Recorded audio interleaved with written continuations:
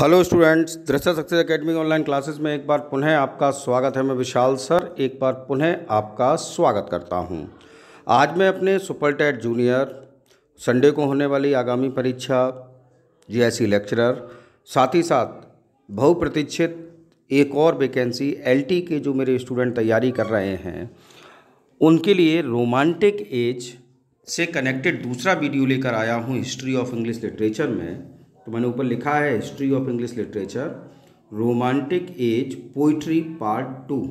यानी कि अब तक हम प्री चौसेरियन एज से हमने स्टार्ट किया था history of English literature poetry section के एमसीक्यूज देने के लिए, और अब हम लोग आ गए हैं रोमांटिक एज तक। और रोमांटिक एज का पहला वीडियो पार्ट फर्स्ट मैं आपको दे चुका हूं, और आज मैं आपके लिए दूसरा वीडियो लाया हूं रोमांटिक एज पोइट्री, ठीक है, 1798 1837 जो कि टाइम पीरियड है रोमांटिक एज का।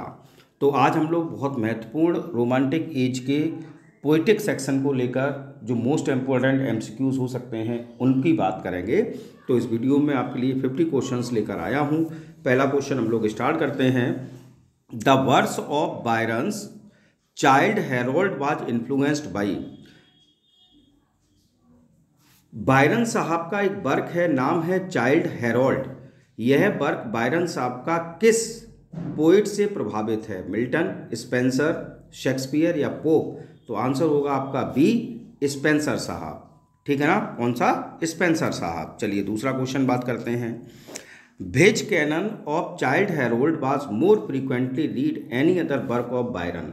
अगर हम बायरन साहब के वर्क चाइल्ड हेरोल्ड की बात करें तो चाइल्ड हेरोल्ड का एक कैनन ऐसा है जो कि सबसे अधिक और सबसे बार पढ़ा गया है। आपको उसका नाम बताना है। The last two canons, first two canons, third and fourth canons या मिड कैनन्स? तो इसका आंसर होगा आपका B option, first two cannons.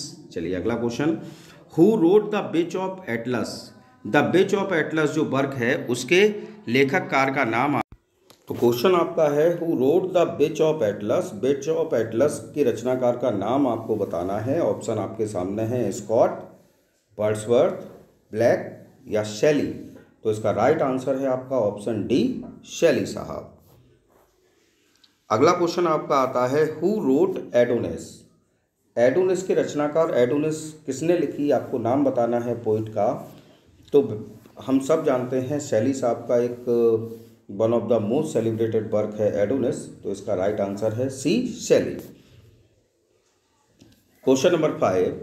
Who among the following is like a wandering following a vague, beautiful vision, for ever sad and for ever unsatisfied.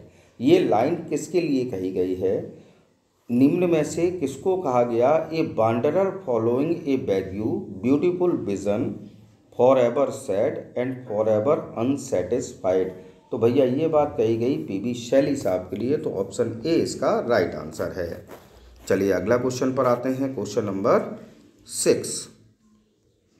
Question number 6 है आपके लिए। Who among the following is for different in character in Shelley's Adonais. Who among the following is for different in character in Shelley's Adonis.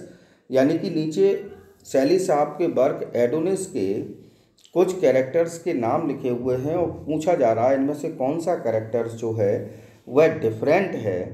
तो देखिए बेट्रिस, हेलस, एपिसाइचिडियन और Emily बिबेनी। तो इसका right answer है आपका ऑप्शन सी, एपिसाइचिडियन। ठीक है ना साहब। नेक्स्ट आपका आता है question number 7। The pansies as the symbol of sad thoughts and violets as the symbol of modesty and innocence was used by। The pansies as the symbol of sad thought, यानी कि पेंसीज का प्रयोग sad thoughts के लिए प्रतीक के रूप में use किया गया। And violets as the symbol of modesty, और वॉयलेट्स का यूज किया गया सिंबल ऑफ मॉडेस्टी के लिए, इनोसेंस के लिए। लेकिन ये यूज किया किसने? आपको उस पोइट का नाम बताना है। John Keats, P B Shelley, S T Coleridge, William Wordsworth. तो इसका राइट आंसर है आपका ऑप्शन बी, पीबी शेली। चलिए नेक्स्ट क्वेश्चन आते हैं क्वेश्चन नंबर 8 पर। Identify from the following who had called Wordsworth a moral eunuch. आपको इनमें से ये पहचानना है कि ऐसा कौन सा पोइट है जिसने कि विलियम वर्ड्सवर्थ साहब को मोरल यूनिट कहा है। तो बायरन, शैली, कॉलरिज या ब्राउनिंग। तो राइट ऑप्शन है आपका ऑप्शन बी, शैली साहब। चलिए अगला बढ़ते हैं क्वेश्चन नंबर 9 पर। शैली was expelled from the Oxford university. हम सबको पता है शैली साहब को ऑक्सफोर्ड यूनिवर्सिटी से एक्सपेल कर दिया गया था, निकाल दिया गया था due to the publication of. सवाल ये है कि किस चीज़ के पब्लिकेशन के लिए निकाला था? The revolt of Islam, the necessity of atheism, the triumph of life या द मेस्क्यू ऑफ एनार्ची। तो पीवी शैली साहब ने एक पैम्पलेट लिखी थी द नेसेसिटी ऑफ एथीज्म, जिसके कारण शैली साहब को ऑक्सफोर्ड यूनिवर्सिटी से एक्सपेल कर दिया गया था। चलिए अगला क्वेश्चन आता है अब question number 10। Which among the following is a wonderful threnody और song of grief over the death of the poet Keats? इनमें से कौन सा ऐसा वर्क है, मैं नाम बता दे रहा हूँ, सभी वर्क शैली साहब के लिखे हुए हैं, जो कि शैली साहब ने कीट्स की मृत्यु पर लिखा था। ठीक, कुबला खान, क्वीन मैब, एडोनिस या हेलस। तो भैया इसका राइट आंसर जो है वह है आपका एडोनिस। ठीक है ना, एक एलेजिकल पोइम है जिसको कि शैली साहब ने कीट्स की मृत्यु पर लिखा था। चलिए अगला question. Which out of the following is the poet's confession not simply of failure but the undying hope in some better thing that is to come?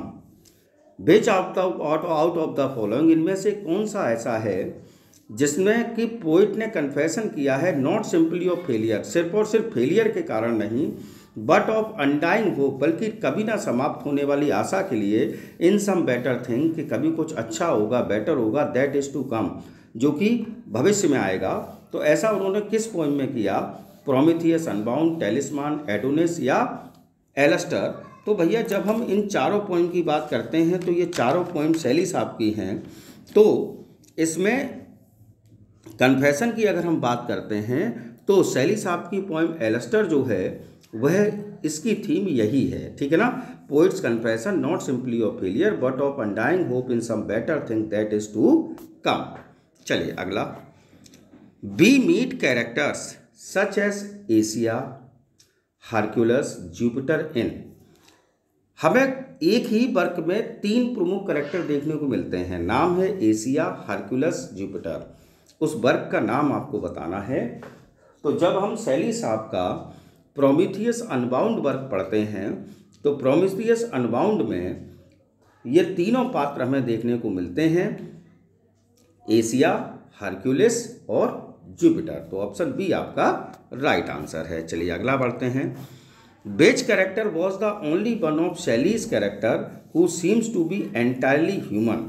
अगर शैली साहब के वर्क की बात हम करें तो शैली साहब के वर्क्स में से ऐसा कौन सा कैरेक्टर है जो कि सिर्फ इकलौता कैरेक्टर जो कि पूर्ण रूप से मनुष्य दिखाई देता है? प्रोमेथियस, हेलस, एमिलिया या बेट्रेस? तो भैया ऑप्शन बी आपका राइट आंसर है, हेलस। ठीक है साहब। चलिए अगला question, question number 14। Which is the most perfect of Keats' medieval poem, which is not a story after the manner of the metrical romances, but rather a vivid painting of a romantic mood? John Keats साहब की ऐसी poem कौन सी है जो कि medieval poems पर आधारित है, लेकिन जो कि मेट्रिकल रोमांस के तौर तरीकों को फॉलो नहीं करती, बल्कि विविड पेंटिंग व्यक्त करती है रोमांटिक मूड की? आपको उस पोएम का नाम बताना है कीट्स साहब की। एंडीमियन, इसाबेला, हाइपेरियन या the eve of Saint Agnes?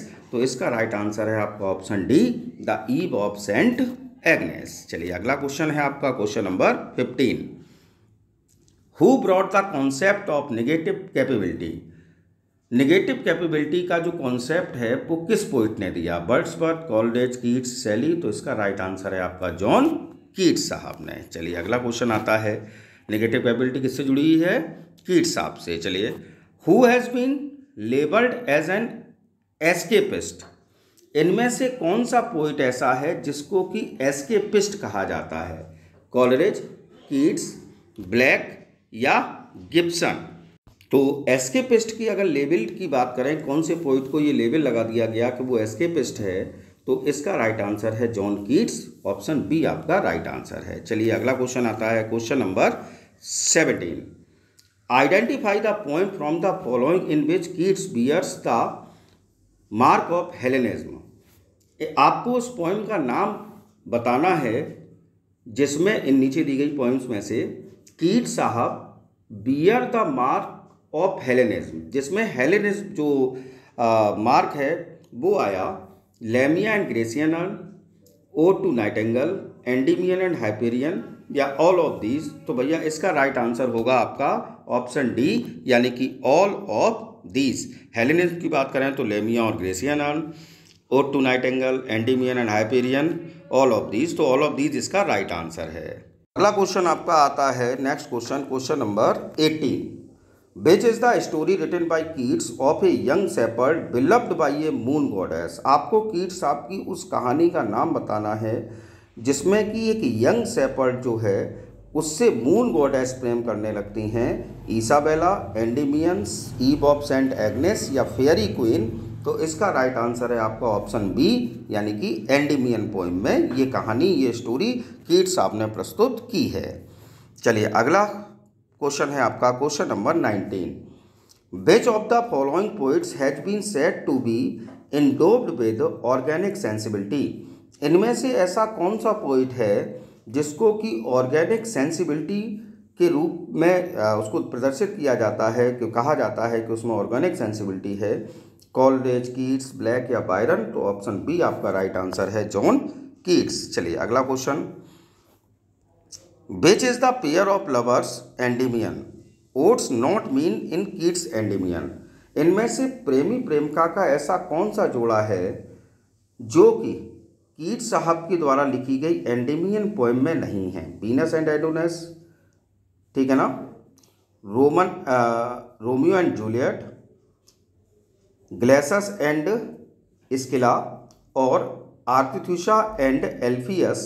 तो देखो ए, सी और डी तीनों के तीनों एंडीमियन पोएम में लवर दिखाए गए हैं, प्रेमी जोड़े दिखाए गए हैं, लेकिन रोमियो एंड जूलियट नहीं है। आप सबको पता है Romeo and Juliet William Shakespeare के द्वारा लिखा गया एक रोमांटिक ड्रामा है साहब। चलिए अगला question number 21।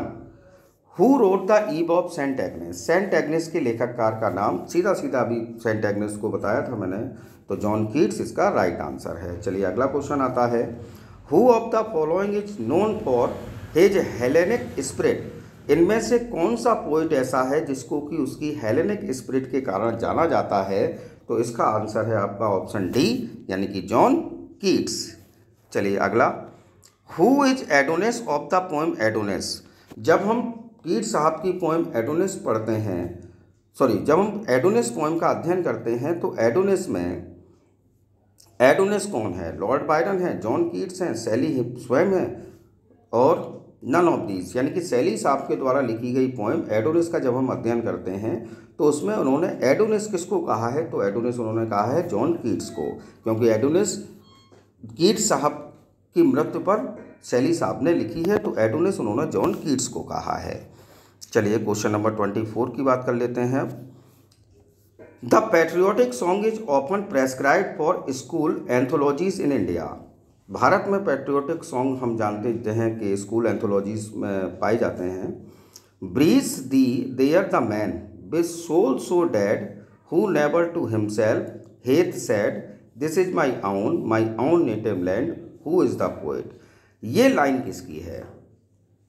Bridge there the man with soul so dead who never to himself has said this is my native land who is the poet. Poet का नाम बताना है, Robert Southey, Walter Scott, Lord Byron या William Wordsworth.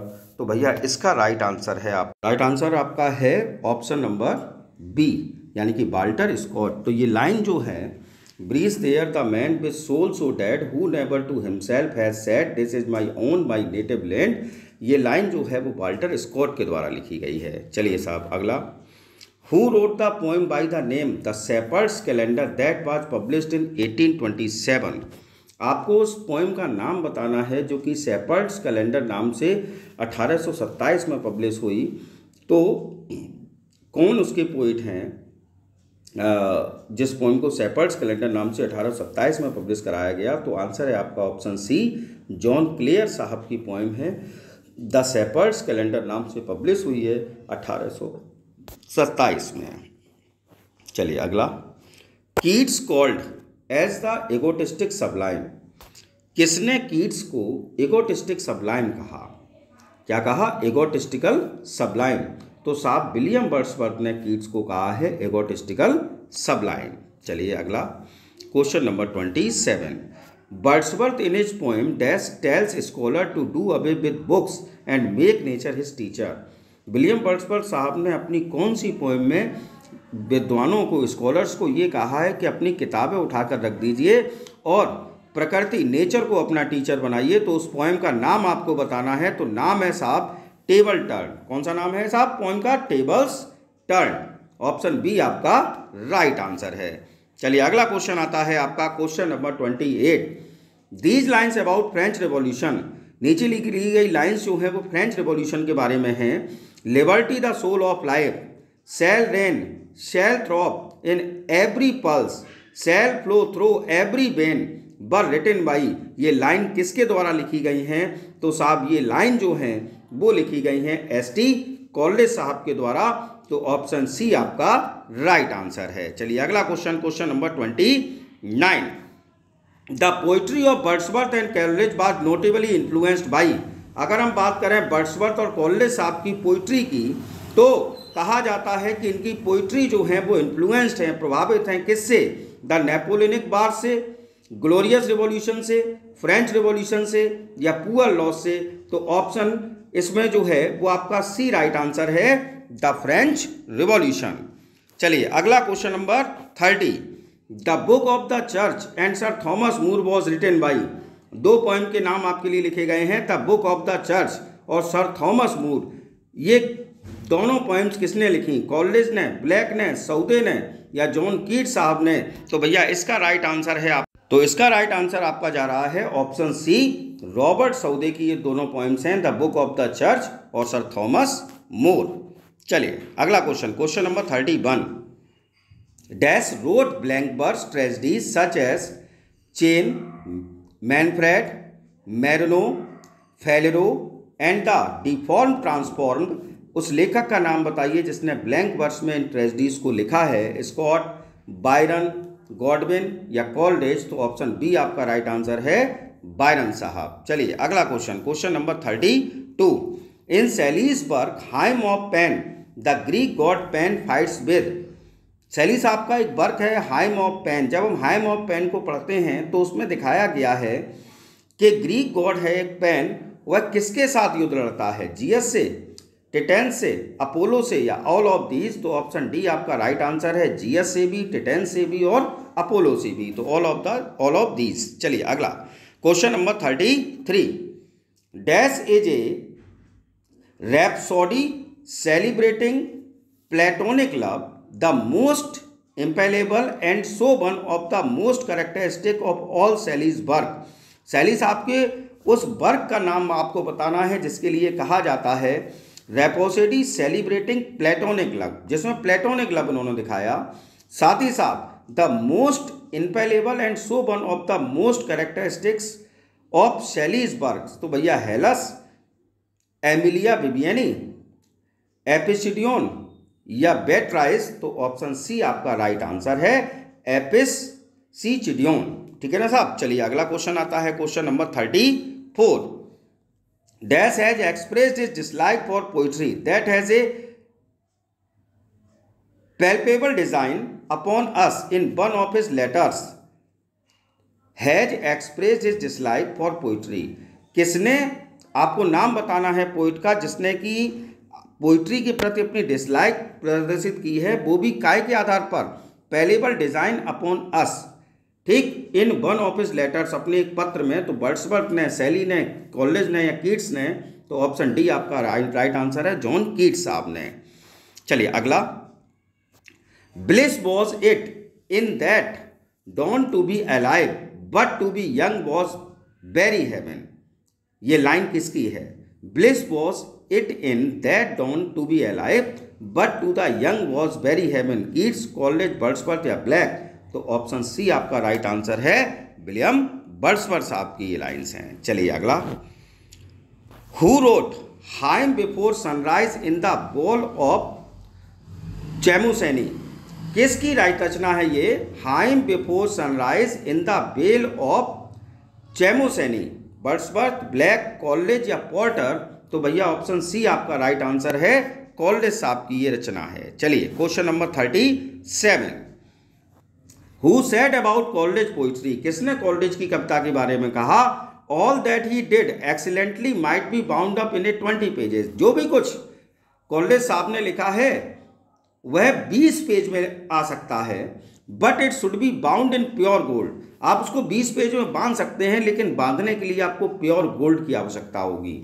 Stratford Brooke, John Gibson, Francis Jeffrey या Jane porter? तो भैया answer A आपका सही है, स्ट्रैटफोर्ड ब्रोक ने ये बात कही है। चलिए अगला क्वेश्चन आता है 38 number, in which poem Coleridge starts with my eyes make pictures when they are shut? किस पोएम, कॉलेज साहब की किस पोएम का आरंभ इस लाइन से होता है? My eyes make pictures when they are shut, the devil thought, day dream, songs of innocence या सुसाइड आर्गुमेंट? तो भैया बात है काय की? पिक्चर बनाने की। कब? जब आंखें बंद करता हूं मैं। आंखें बंद होती हैं तो आप कह सकते हैं डे ड्रीम, ड्रीम से मतलब है। तो ऑप्शन बी आपका राइट आंसर है। चलिए अगला क्वेश्चन आता है, liberty the soul of life shall reign, I shall throb in every pulse, shall flow though through every vein, who wrote the above lines regarding the French revolution? अभी ये line आई थी, तब ये पूछा गया था कि ये लाइन जो है वो किस पोएम में है। अब आपसे ये पूछा गया कि ये फ्रेंच रिवॉल्यूशन से कनेक्टेड लाइन किस पोएम, किस राइटर की है? तो एस.टी. कॉलेज राइट आंसर है आपका। चलिए अगला, हेब्राइड्स मीन्स, आपसे हेब्राइड्स का मतलब पूछा जा रहा है, a group of trees, far of valleys, sea, या a group of island of near Scotland? तो भैया हेब्राइड्स जो है इसका मतलब होता है group of island of near Scotland, Scotland के पास एक island. Question number 41, who epitaph contains? किसकी एपिथेट पर लिखा है? Here lies one whose name was written in water, Coleridge, Blake, Keats या वर्ड्सवर्थ? तो ऑप्शन सी आपका राइट आंसर है, कीट्स आपकी एपिथेट पर लिखा है, here lies one whose name was written in water. चलिए अगला क्वेश्चन आता है, question number 42, which famous romantic poem begins with the line? कौन सी रोमांटिक पोएम ऐसी है जो कि इस लाइन से आरंभ होती है? Hail to the blithe spirit, bird thou never bird? Poem का नाम आपको बताना है, ode to a nightingale, to the cuckoo, to a skylark और टू द डेजी? तो पोएम का नाम है आपका टू ए स्काईलार्क। पोएम जो है उसका आरंभ होता है hail to the blithe spirit, bird thou never bird. चलिए अगला question number 43, a portion of the loveliness which once he made more lovely, who does he refer to in these lines by Shelley? Shelley साहब जो है उन्होंने एक line लिखी, a portion of the loveliness which once he made more lovely. तो यहाँ ही शब्द जो है वह किसके लिए यूज हुआ है? कॉलेज के लिए, शैली के लिए, ब्लैक के लिए या कीट्स के लिए? तो पहले तो मैं बता दूं, शैली साहब की पोएम एडोनिस में शैली साहब ने ये लाइन लिखी है, और शैली साहब ने एडोनिस किसके ऊपर लिखी है? जॉन कीट्स के लिए। तो ही शब्द यहाँ कीट्स के लिए आया है। चलिए अगला क्वेश्चन आता है 44 number, the birds where are the songs of spring, ah where are they occurrence? Where are the songs of spring, ah where are they, ये लाइन किस पोएम में आई है? तो जब हम पोएम पढ़ते हैं जॉन कीट्स की ओड टू ऑटम, तो ओड टू ऑटम में चैलेंज करते हुए कीट्स साहब कहते हैं where are the songs of spring, spring के गीत कहाँ हैं? ए वेयर आर दे, बताओ वे कहाँ हैं? ठीक, तो ode to autumn by John Keats. चलिए अगला question number 45, what is cuckoo bird famous for? Cuckoo bird किसके लिए प्रसिद्ध है? चीयरफुलनेस के लिए, थ्रिल के लिए, ड्राइविंग अवे टायर्डनेस को दूर करने के लिए, या welcoming the spring? Kuku bird जो होती है जब चहचहाना स्टार्ट करती है तो पोइट के अनुसार वेलकमिंग द स्प्रिंग, वह बसंत ऋतु का वेलकम कर रही होती है। चलिए अगला क्वेश्चन आता है, question number 46। How does the poet know that the song is मेलनकली when he can not understand the words? किस प्रकार से कवि ये जानता है कि सॉन्ग इज मेलनकॉली, कि सॉन्ग मेलनकॉली है जबकि वह शब्द को नहीं समझता? From the girls expression, from the words of the song, from the tune या फ्रॉम हर ड्रेस? तो ऑप्शन सी आपका राइट आंसर है, फ्रॉम द ट्यून। ट्यून से जान लेता है कि सॉन्ग जो है वो मेलनकॉली है। चलिए, what effect does the girl song have over the surrounding? लड़की के गीत का उसकी सराउंडिंग पर क्या प्रभाव है? हैज़ नो इफेक्ट, कोई प्रभाव नहीं। All people desert the valley, सभी लोग वैली को छोड़कर चले गए। The valley echoes with the song, पूरी वैली इको कर रही है उस सॉन्ग के साथ। या the valley is indifferent, valley बिल्कुल अलग है। साहब ऑप्शन सी आपका राइट आंसर है, the valley echoes with the songs. Question number 48। The singing in the solitary reaper is compare to the?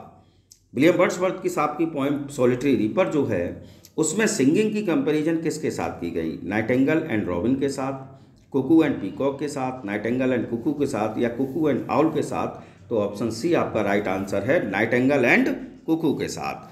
Question number 49। The famous quote our sweetest songs are those that tell our saddest thought is by? एक बड़ी ही famous quotation है साहब। Our sweetest songs are those that tell our saddest thought, ये line किस poet ने लिखी है? तो आंसर है आपका पीबी शैली। हमारे पसंदीदा गीत वे होते हैं जो हमारे दुखों को व्यक्त करते हैं। चलिए लास्ट क्वेश्चन आज के वीडियो का। Which of the following statements about Don Juan is not true? Don Juan के बारे में कौन सा स्टेटमेंट सत्य नहीं है? The poem begins a dedication to Robert Southey and William Wordsworth, बिल्कुल सही है। इस पोएम का आरंभ, डॉन जियोन का आरंभ होता है, डेडिकेशन व्यक्त किया जाता है रॉबर्ट सदोई और विलियम वर्ड्सवर्थ के प्रति। दूसरा, the poem is written in the Italian ottava rima, बिल्कुल सही है। ये पोएम इटालियन ओटेवा रिमा के ऊपर से लिखी गई है। The poem consist of 60 Cantos, ये बात भी सही है। इस पोएम में 16 कैंटोस हैं। और लास्ट बात है, इट इज़ ए बैलेड, ये गलत है साहब। बैलेड जो है वो ये पोएम डॉन जियोन बैलेड नहीं है।